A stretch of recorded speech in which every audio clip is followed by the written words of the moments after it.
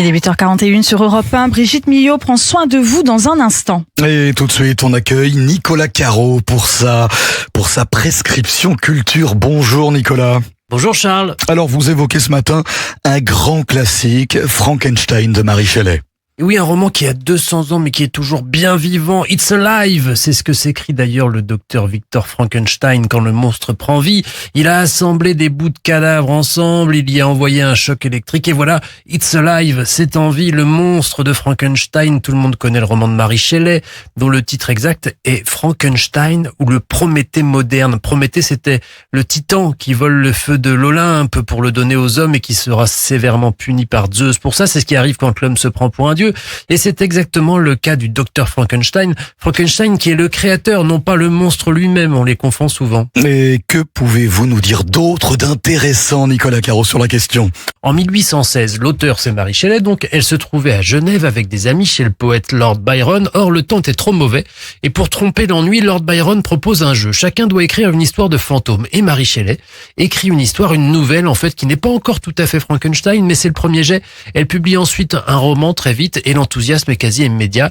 Elle deviendra célèbre et 200 ans plus tard, on en parle encore. Ça marche parce qu'elle explore plusieurs choses. D'abord la science. Quelques années plus tôt, Luigi Galvani a mené des expériences sur des grenouilles mortes. Il envoyait de petits chocs électriques et la grenouille se mettait à bouger. C'est ça, entre autres, qui a inspiré Mary Shelley. Ça et la vision sociale aussi. Le monstre de Frankenstein est rejeté par tout le monde, par son créateur, terrifié par sa propre créature, mais aussi par la société qui ne veut pas d'un monstre et qui le traque. Voilà pourquoi Frankenstein est devenu un mythe et reste très moderne et qui est encore aujourd'hui sans cesse réédité et adapté encore et encore en assumant l'héritage du roman ou simplement parfois en gardant juste la métaphore.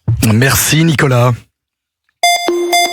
Europe 1 matin. 7h, 9h. Charles Huillier. Et merci d'être à l'écoute d'Europe 1. Brigitte Millot est arrivée pour prendre soin de notre santé. Oui, Brigitte Millot qui va nous dire que certains aliments festifs vous ont et nous ont donné l'idée de faire un point sur les aliments dits aphrodisiaques, aliments qui, Brigitte Millot, ont toujours suscité une réelle fascination.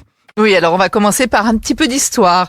Depuis la nuit des temps, l'être humain cherche à stimuler le désir, la performance sexuelle et le plaisir.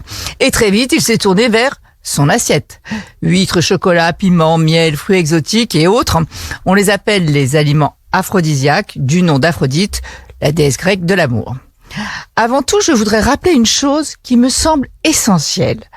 Le désir sexuel naît dans le cerveau, pas dans l'estomac.